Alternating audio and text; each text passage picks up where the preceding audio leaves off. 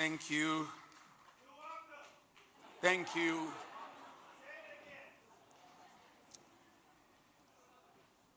25 years of shared interest, interested in South Africa, Southern Africa. It's a milestone, it's an achievement to ask people to give generously from their hearts and not feel we've given enough.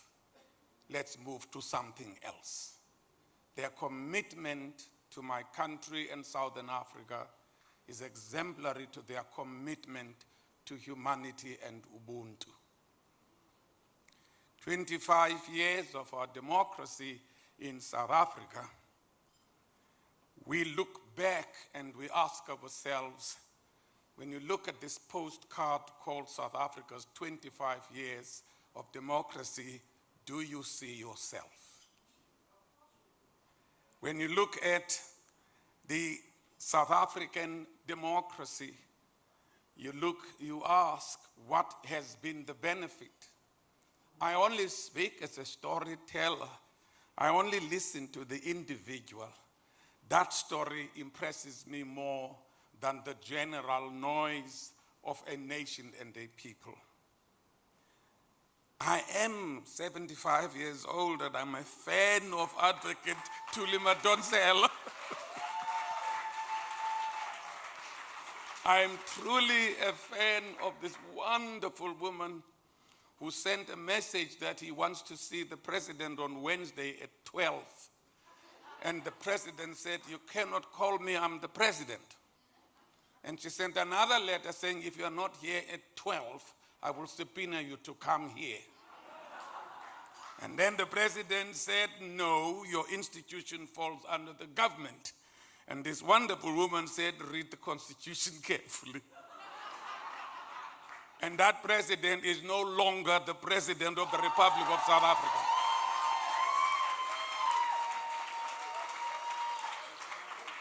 What a story to tell. To Donna Cousin and the shared interest family. I got a bit of a fright. I'm in England and I'm working at the Royal Shakespeare Company with my new play, and I get this email that says I should come here tonight to be honored for my contribution. And I'm asking, I'm not very clear what is it I did, other than just waking up and pursue freedom, justice, fairness, and equality for the rest of my life. In this building 44 years ago, with Sizevanzi and the Island, I won a Tony Award for Best Actor on Broadway. I went home and we began to perform in a small little town called Butterworth. And as we were performing, we saw the secret police block the exit signs. I looked at my friend and I said, "It looks like we're gonna sleep in jail tonight." And it wasn't for the first time. And as I did the curtain call, the police grabbed me in costume. The audiences tried to intervene and intercept, and they pulled the guns. And as I was leaving, being rushed into this car, I saw a face I thought I know, because it was about 300 to 400 miles from my home. I said, 361165. 361165. That was Arthur Fugger's telephone number. I arrived at the police station to be arraigned and detained under section R400, 1952, and this is 1975, 76. And then the phone rang, and this other guy says, "Lieutenant, this guy is asking if you've detained John Kani and Winston Jona." And he looks at me, he says, "No, sir, not at all. We don't know who you're talking about." And then puts me in the van, and we drove 120 miles to Mthatha. We stopped on the road.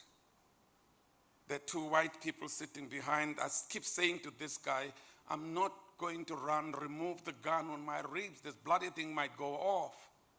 And I'm trying to think, they cannot arrest me. I'm a Tony Award winner. I'm a star. We stop the car and they go out. And the car driver, who was a white lieutenant, said, shoot him. And then he says, come. I have never been in peace with my soul than that one moment. I said, if I'm going to die for what I believe in, what a day to die. I walked out, and we got to the front of the car. He cocked the gun. And I looked on the floor. There was a horse which has been struck by a truck, and it was bleeding profusely on the hip. And he said to me, help it pull off the road. The shoot him wasn't shoot him, it was shoot it. He shot the horse. He pulled me aside. And then we went, of course, after 15 days in solitary confinement. A piece of paper came under the cell door. And he had told me that I'm not going to live because nobody knows where I am. I work in Ngeleni in the Transkei near Lusikisik, and I live 600 kilometers away. I looked at this piece of paper and I remember these stupid American movies of Great Escape. When a cell door in detention closes, all your little dreams go. No one's gonna open the door. I tried to undo this little piece of paper and I saw actors on Broadway demonstrate, demanding the release of John Kani and Winston John. For the first time, I fell asleep after 15 days because I knew they can't kill me now.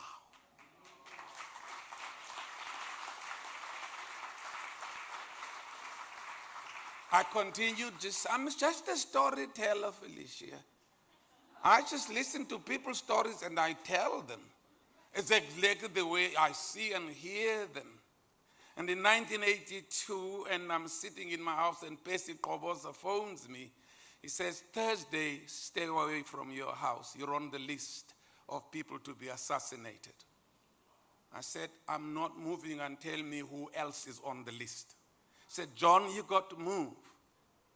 I said, who else is on the list? He says, it's me, Percy Koboza, Winnie Mandela, Dr. Motlana, Bishop Tutu, Stanley Khan. He read the entire list. So I decided to say to my wife, I'm just going to disappear. So I disappeared for about 7 days and I came back. While I was driving to pick up some vegetable from my father, there was a car behind me. Normally when you follow me at night or just any time, I've got this idea of 10 left. If he follows you, 10 left. If he still follows you, drive to a police station. But when I got to the T junction to 10 right, that's the last I remember. Until I woke up in an intensive care unit with 11 stab wounds on my face, on my head, on my back. All I heard was, we can go, he's dead.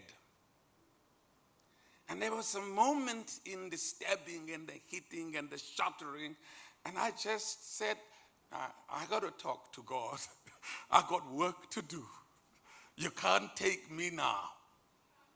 And my brother, my uncle, who was also once detained, and told me that when you're being tortured or beaten up, remember before you give up on your life, there's only 10 more seconds until the assailant gets tired.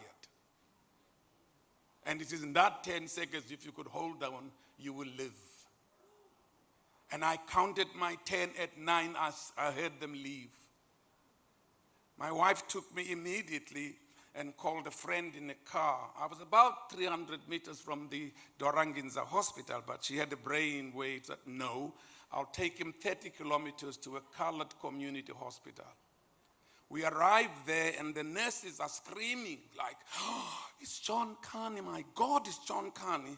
And the young doctor, white, he says, why is he famous? He says, don't you know this guy's done movies and everything? He said, I don't want the media in the hospital here. We've just been criticized for inefficiency and all those things. My wife arrives, they can't find me. My father arrives, they can't find me. The police arrived when they realized that I had moved from the spot they left me to complete the job of killing me. They walked 5 floors of the hospital and could not find me. When the cops were gone, a nurse says to my wife, "Follow me." That white doctor hid me in the isolation ward for infectious diseases. That's why I am here today. I spent my life trying to find who that young white doctor was when whites were killing me in the open field. I just want to say thank you. And if any, so my work has always been about the stories of my people. I travel the world and I look around and I see we got 25 years democracy. As my dear good friend Tuli says, we're still young, we're only 25 years old. And I look at countries that have 250 years of so-called democracy, and they're not an example for me, my children, and my grandchildren.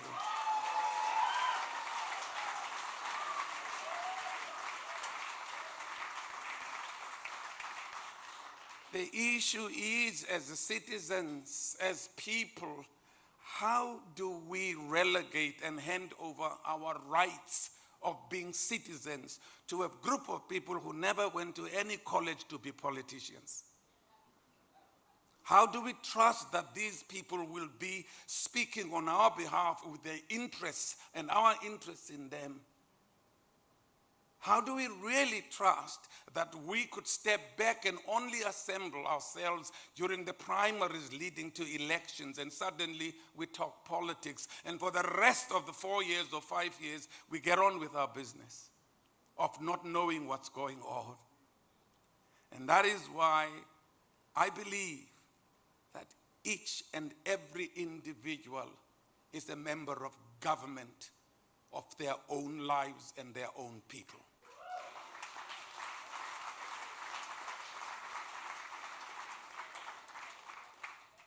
And I'd